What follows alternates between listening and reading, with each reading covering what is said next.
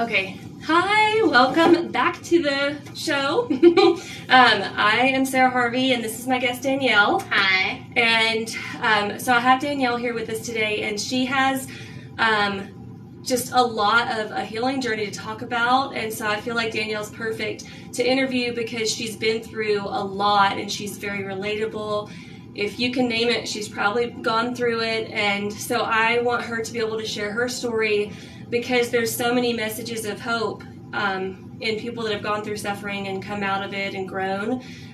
So let's just kind of start by introducing yourself and then go into some things that you think would help people to hear that you've overcome.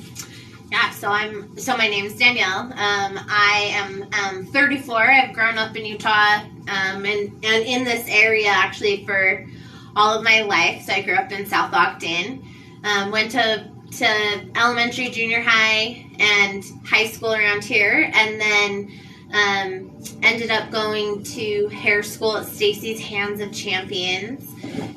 While I was still in high school, I got pregnant in high school, and then got married shortly after, and then I went through the temple, the LDS temple, and then left the church, went back to the church, left again, and we'll kind of go more in depth through all of this, but just as a recap, and then from there I enrolled at Weber State University, became a social worker, got a master's degree, and started working for Ogden School District. I am a therapist now, and have been doing that for the last couple of years, and yeah, that's kind of like. Yeah. And you do EMDR now too. I do. Yeah. I do EMDR. Everyone needs to look into because it's so good. It is good. So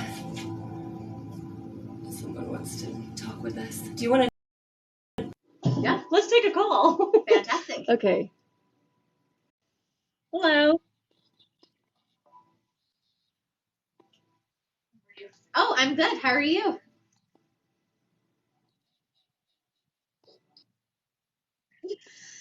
Do you have any questions for Danielle? She's a therapist, and she could answer any questions that you might have.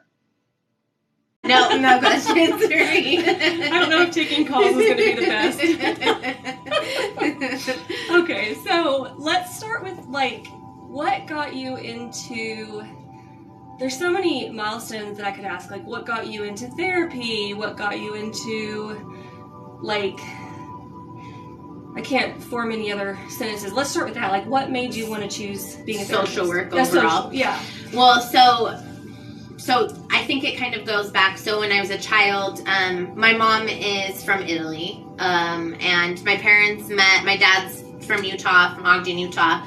My parents met while my dad was stationed in Italy. He was in the Navy, and they met. My parents moved to Utah, where he was from. He had family here, and then my dad ended up.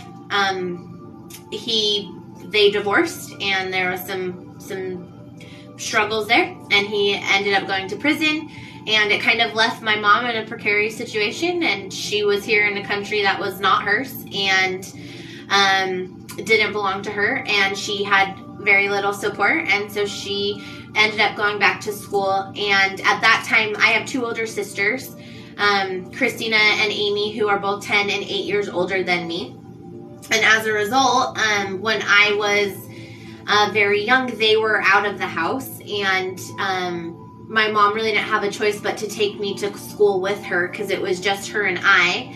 And so I, at 8 years old, was going to classes at Weber State University, and thank goodness they're a non-traditional school. And so I was going to her social work classes with her. And so when I had finally made that decision of I kind of want to go back to school, hair's really not for me, I don't love this. It was just kind of a natural. I was kind of toying between maybe I want to be a wedding planner, maybe I want to be a teacher. I'm not an interior designer, maybe. There's just a lot of things I want to do, but none of it really fit the way that social work always just kind of did. And so I went to a class, a social work 101 class, and I was like, oh yeah, this is for sure my home. and started there. Initially, I thought I was going to be a probation officer. I like that intersection of like criminal justice and social work.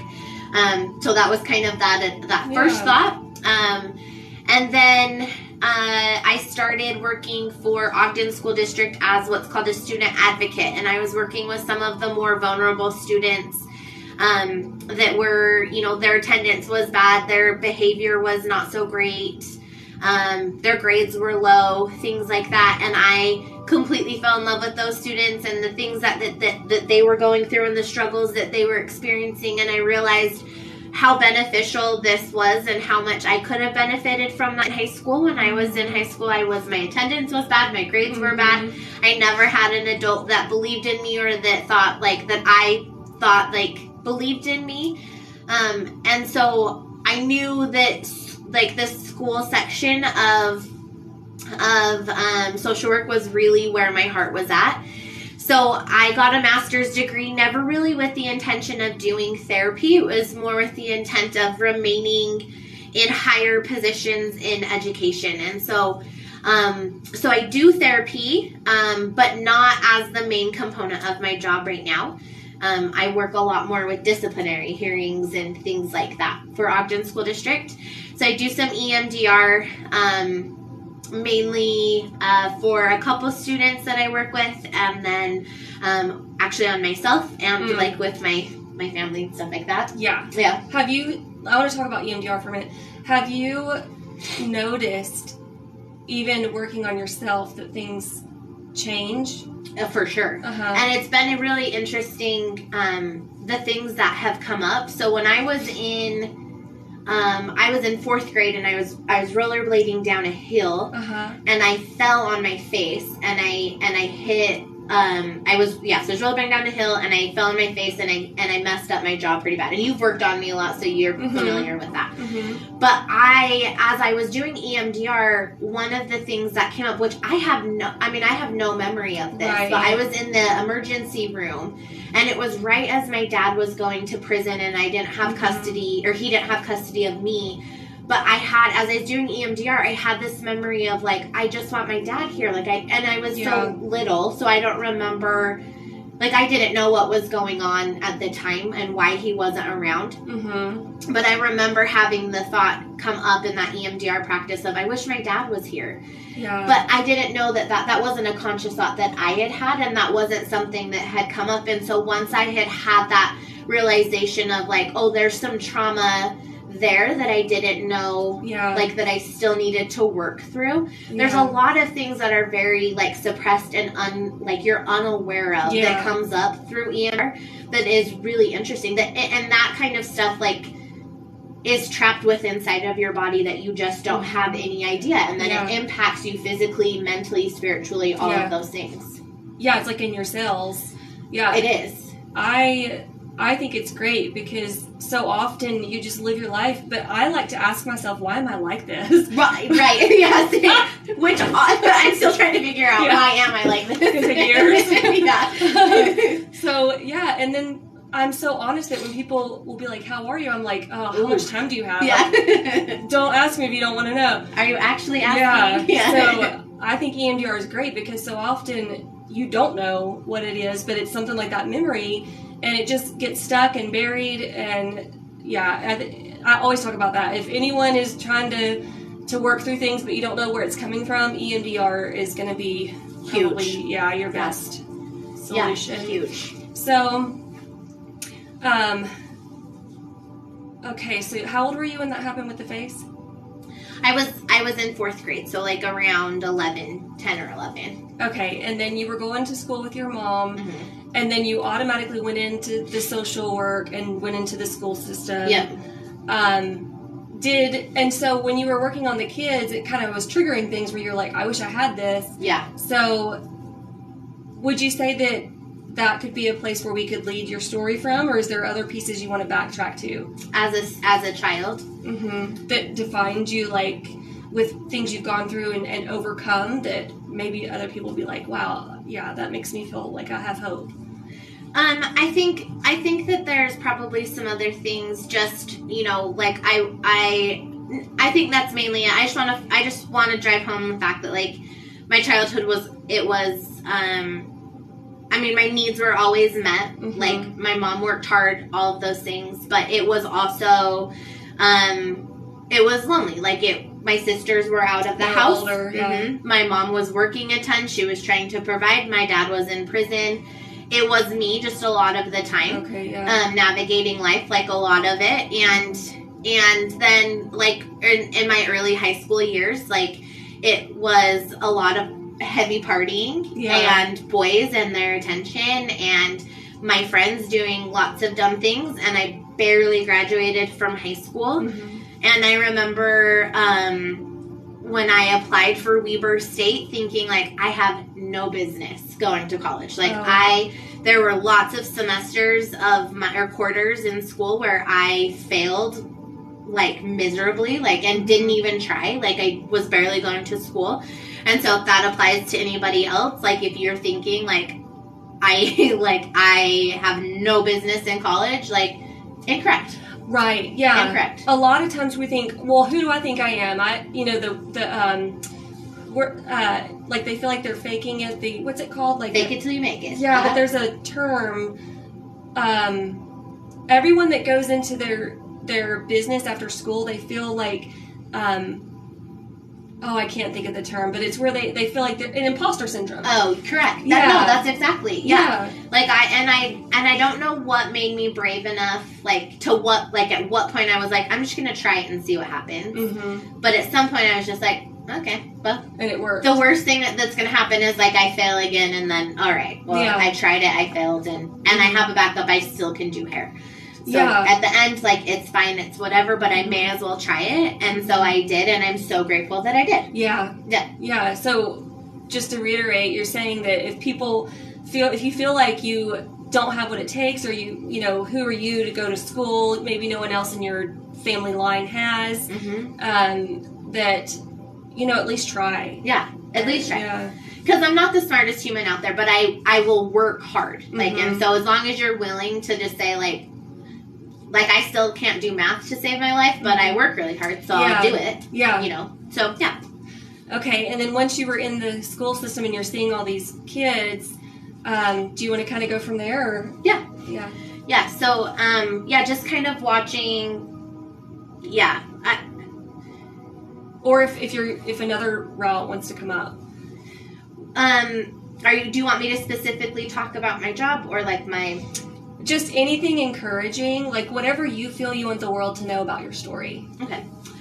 I think working with the students that I work with in particular, and seeing how hard they fight every day to, like, just to get through the things and the barriers that they have to do, like, puts a lot of things in perspective for me in particular, like how strong these kids are. Mm-hmm. It's also, it puts a lot of perspective in when I'm hearing people say things like, kids these days don't have a strong work ethic, or things like that. I'm like, no, you have no clue. Mm-hmm. Like, you have no idea how hard, like, they're working just to get by and to survive. You know, you have no clue. And it makes me want to work harder for them every day, which I love, and I love that part. Mm-hmm. So the last, like, probably 4 years, I think, have been, like, the hardest of my life. Mm-hmm. So there's been a lot of things that have happened, and I feel kind of like I'm at the close of a chapter a little bit. Yeah. So I think that's probably a good place for us to kind of talk about, and some of the things aren't my story to share, so I'll be careful about some of that. Mm-hmm. So about 4 years ago, we went on a vacation, my husband and I, our niece got married in Hawaii, so my husband and I went to Hawaii, and during that time, there was a pretty traumatic event that took place at home. There was a sexual assault that happened in our family, and we didn't know about it for a couple of years. It took about 2 years to happen that we learned about it. And during that time, I had and this part I can share because it's kind of already been public. So we had a child that came out as transgender, and then during that time, my child was in a ballet studio, Julie Moffett was the ballet studio. And she had danced for Julie Moffett for, I don't know, it was probably like 5 years at that point. My child uses she, they pronouns. They were, so I'll kind of use those interchangeably. At the time, it was just she pronouns. But anyways, so she had come out as transgender and had asked to use he pronouns. I had called Julie Moffett. I had asked that, what clothing my child could wear to the dance studio. And the ballet owner had said, I'm sorry, if your child is going to be transgender, they are no longer welcome in the studio. And I have to protect the other children from your child at this point. And I was so taken aback by the statement. I hadn't had, at that point, we had had such positive responses from our family, from the school, from our friends, that I just was so, like, surprised by it. I just didn't even, like, expect that. And plus, my child had been dancing for Julie for so long that I was so blown away. And so I had had such a negative reaction to her. I had immediately got off the phone with her. I had had a panic attack. I had called my friend whose daughter also was dancing. I sent a Marco Polo to her as I'm, like, having this panic attack, and I'm trying to articulate, like, what is happening. And at the time, my friend had said, I don't know if we want to, I don't know if it's the same guy that's calling. We can try. Okay. I feel like every time I do this, it's people that aren't serious. No, they run away. Yeah. It'd be great if we could get someone serious. I know, it'd be kind of cool. Yeah. And so I had ended up posting a clip of, like, that panic attack online, and it kind of went viral, and it was really cool. I had a lot of news stations reach out that wanted to interview me about it. I was too nervous to do it. I didn't want my child to get, like, a lot of that fallout. I wanted really this to be, like, I wanted to protect my child from people. Like, I know that being transgender is kind of controversial, and it really just, I didn't want them to have to deal with, like, some of that backlash and all of that. And so I didn't do any of the news stuff, and I just kind of let it go. Since that point... Do you stick with that? Do you feel any remorse, like regret over it, or do you feel good about it? I go back and forth, because since that point, my child has reached out to Julie to sent a letter, like, asking, like, like, hey, just, you know, you hurt my feelings, and I danced for your studio for so long, and you knew me intimately, and for you to say these things about me, like, hurts my feelings. Julie just never wrote and back, which, right? And I'm like, again, she's a child. A child, yeah. Like, you, and like I said, like, Julie knows my child very well, like, and so for her to just still, like, blatantly disrespect just feels so crappy. And I know that this isn't the first time that Julie has done that to a transgender child. And so I go back and forth to where, but then at the same time, I also, with my training, know how important a pro-social activity is to a child's well-being. Yeah, absolutely. And what I don't want to ever have happen is to take that away. So I never wanted to impact Julie's business. I wanted Julie to change her paradigm, or at the bare minimum to at least understand that I don't have to agree with you. But you're a human, and I care about you. And so you do you can do whatever you want. A plie is a plie, and no matter what gender you're in, right? So if you want to wear a male leotard as a female body, like, what? I don't care. Like, you do you. You're still going to do a plie. So, but that's neither here nor there. My child ended up finding, it took a little bit, but we found theater for my child, and that has been just so life-changing and just beautiful, and our kids get together. And our kids ended up being best friends without knowing that we were friends. Yeah, we were friends, I was like, of course. Yeah, I know, what are the chances? And I love it, and that has been, like, life-changing. And I think theater fits my oldest way better than ballet would have. Right, yeah. Well, and that's why you can always trust what happens, even if it hurts, because, like, they're closing a door, and that means that something else is opening, because you have to find something else. And the more that I have seen that, because when you go through struggles and starting over from ground zero, like, it's a struggle, but every door that is open leads you to something else, and you're like, this is actually good. Yes. So. Yeah, that's exactly right. Yeah. So then, so kind of going back to the sexual assault situation, so we ended up going to court for that, and we had, the attorney that we worked with for the state that was prosecuting this person, was a tool. He was a piece of crap. The attorney that was working for y'all? Yeah, but he wasn't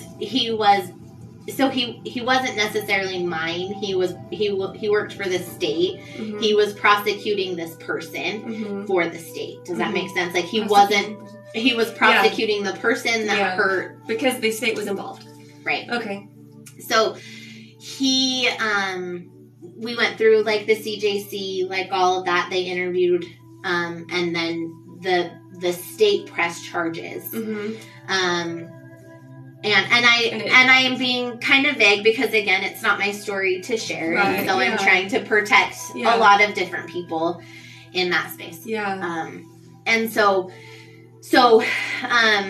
we started to kind of go through court, and during that time, my oldest sister was diagnosed with glioblastoma, which is an incurable brain cancer. So she had, we had found out that she had lesions on her brain.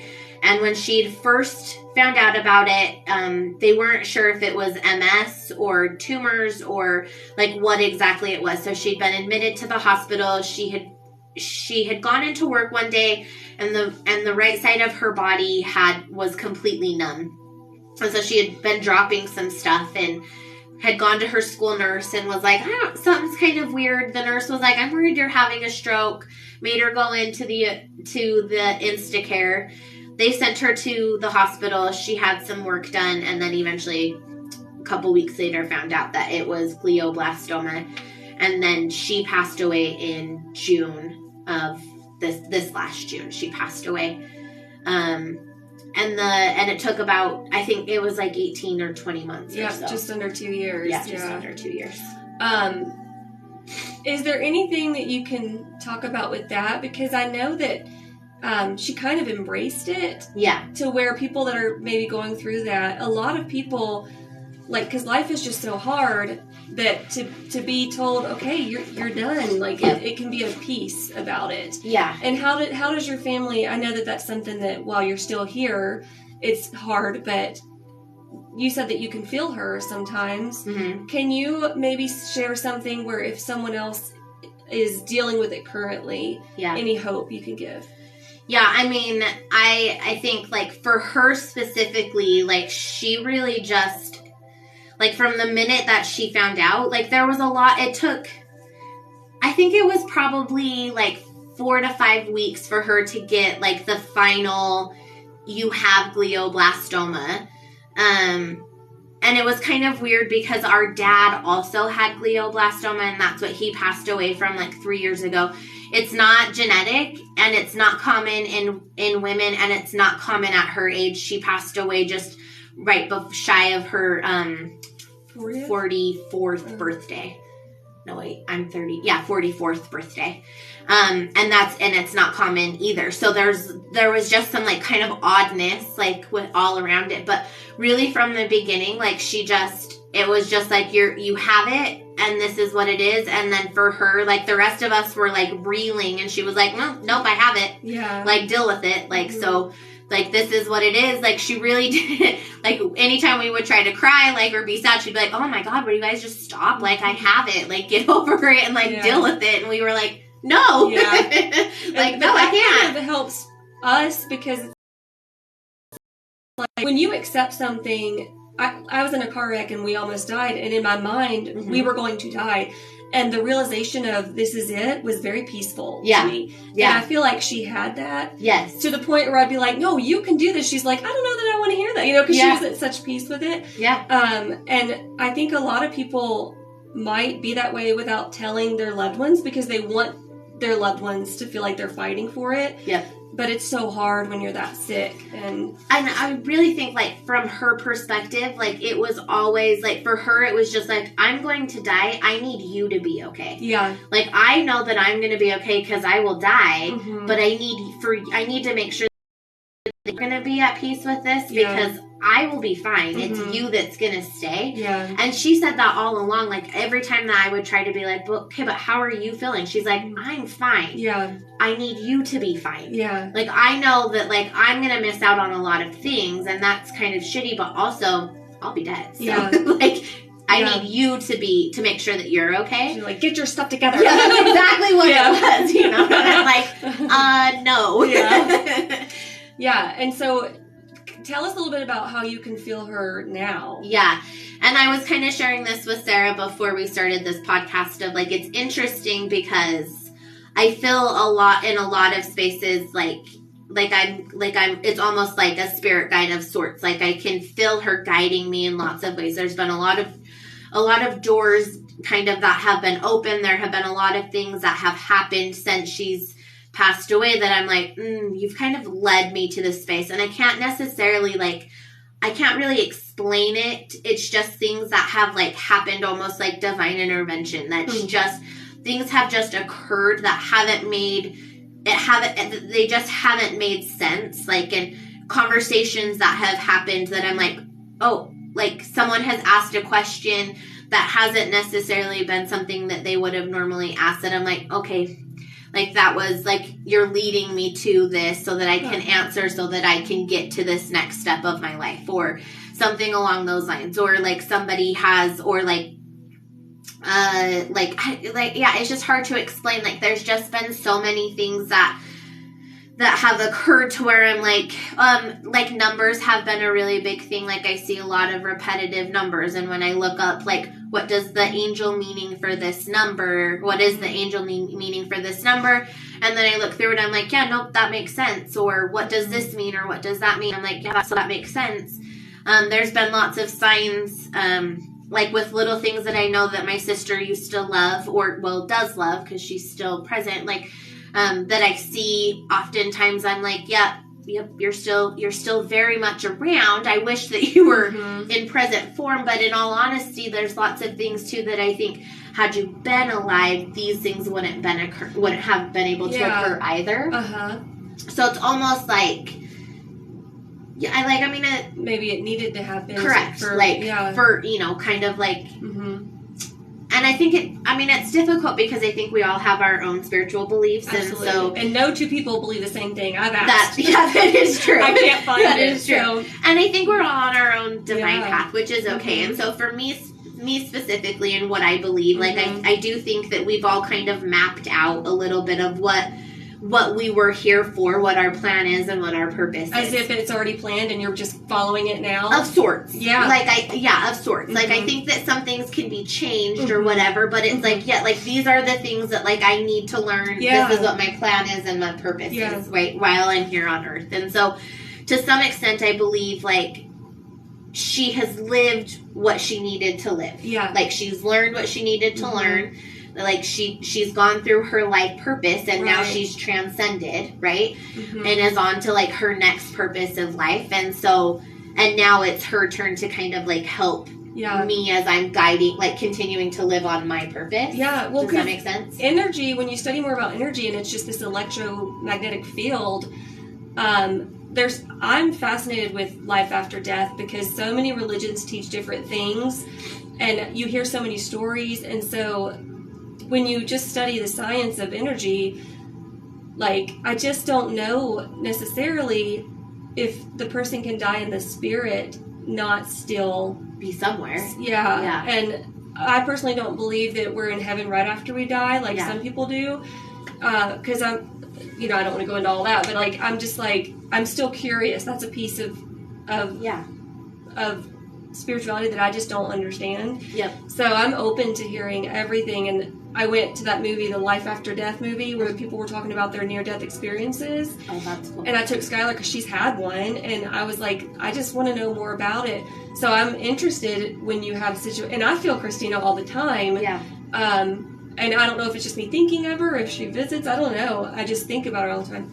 Well, and that's the thing is there's not a way for us to know, right? Like, because like we know right now that there's a flower arrangement in front of us because we can see it's concrete, but outside of that, like I think there's only so much like we can know. I mean, like there was a minute there where things were super rough for me, and I was like in a dark space, like a couple. Like after losing her? Yeah, just, and I really could not find my bearings in terms of like, and like I'm not a religious human any longer. I was LDS and all of that, and since that point I haven't been able to find like the Christian version of a God just doesn't, it doesn't make sense any longer to me. But I was thinking like, I have to be able to find something. Like, I have to be able to find something because I need hope that when I die, I'm going to be able to get back the time that I was robbed with Christina. Yeah. And so I started thinking, like, okay, maybe I'll try out, like, a bunch of churches to be able to find something. Yeah. But then, so Christine, I got a text from my brother-in-law on June 4th. And he had said something's wrong with Christina and hospice is on its way. And EJ and I were at the grocery store, and I had said, okay, I'm on my way. And I had gotten up there, and Christina was out of it. Like, she was in a different universe. Like a different realm? Yeah. Like, she was conscious, but not. Like, she was loopy, she was just out of it. And when she finally kind of came to, and all of our family had gotten there, there's probably like 20 of us in the room, and her eyes were tracing, and there was a lot of us in the room, but she wasn't looking at us. Like, her eyes were tracing the room, but it wasn't us that she was seeing. It was definitely like spirits that she was seeing. And I had said, so she looked at me at one point and she had said, Dad is here? And I had said, are you asking or are you telling me? Because the way that she had said it was hard to know. Like, I couldn't tell. So I was like, are you asking me or are you telling me? Yeah. And then she kind of laughed at me and she said, he said you're an idiot. Wow. And I was like, who, Dad? Like, who's telling you I'm an idiot? And then she kind of like moved along with the conversation, but it was like, so when I was trying to figure out, like, how am I going to survive the rest of my life without you? And I need to find a religion that is going to, so that I have promise of you. I remembered like going back to that day, and I was like, no, you gave me such a big gift that day. Yeah. Because she wasn't religious. Right. And my dad was there. Like, and she had said, no, Dad is here. Like, he's here with me. And if my dad was there as, like, I mean, really the monster that he was, you know, like, if my dad was there and she was seeing him and she was telling me, like, Dad's here at my passing, then of course, when she's laughing about it, and she's fine with it, then of course Christina's going to be there when I'm passing too. Right, yeah. You know, so I was like, so I'm like, no, this is going to, like, it's going to be okay. Like, it's going to be okay. Yeah, and I think that's also a really good piece to share, because there's so many unknowns. And I know growing up in the Christian church, I used to lose sleep. I would cry every night because we're told that everyone burns in hell if they don't believe in Jesus, and I couldn't handle that. I would cry every night, praying that no one would die without, being saved. And I would look around as a young kid and be like, no one else seems to care as much. And I'm like, you can't believe it. If you really believed it, you would do everything in your power to make sure people didn't do that, end up in hell. And so it really altered my beliefs, because that is such a burden for a human to carry over someone else's soul. And it kind of, what's the word? What's the opposite of magnify? Like shrinks, mold it. Yeah. It shrinks God's power. Yep. And so I had to learn to lift that burden. Yep. But so many people do have so many different beliefs on after death. And like my mom, when her mom died, her phone rang and it was her mother. And her mother was on the phone and said, Lynn, and then it went to a busy signal. Oh, I've heard so many stories. Yeah. And my cousin saw my grandfather like in the top corner of the ceiling after he passed in the bathroom. So there's so many, and even if they are resting or, you know, whatever the belief is, it could even be God just sending you what you need to put you onto the next phase. So no matter what your belief system is, you can make it fit to where there is a hope. And I think, so now that you're finding some sort of like a spirituality, do you feel like you were missing that prior, or how do you feel about that? Well, no, because I've always been spiritual. Yeah, I've always been spiritual. I've always been like very connected. I just don't know what to call it yet. Like I haven't found, like the universe doesn't fit.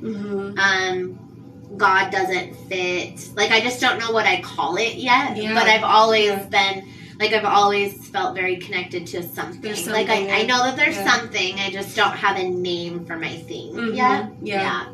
So what would you want to close out on that that maybe you haven't said, or that you want to try and say one more time for anyone watching? Gosh, I don't know. That's a lot of pressure.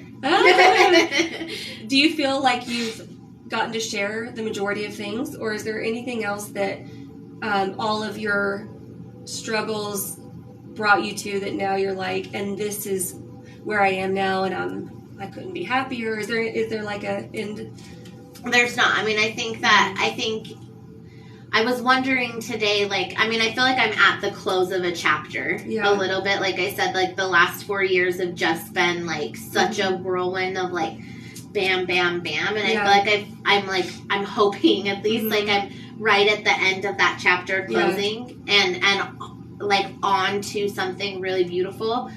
But I still feel like I still have a lot of hard ahead of me. But I feel like that's just kind of life. I feel like I, as like a younger adult and child and stuff, kind of thought that like it's supposed to be easy. It's gonna be easy. Like I'm gonna get I'm gonna know what I'm doing, and that like at some point it's going to be easy and happy and light and bright. And I think that that's never gonna be the case. And I think we have to just move into a space of acceptance of like it's just gonna be hard, and we have to surround ourselves with love, light, and people that are gonna like help us make it a lot easier. One of the things that I have learned in my own healing journey, kind of with what you've said, if I had one message, it would be, you know, surrender and trust. Like you don't need to know what you're doing. It doesn't have to make sense. It just needs to feel right. And there's a difference between an ego feeling right and like it's right. And so with what I do in work is I try and guide people. What feels right to you? What do you feel like you need to do?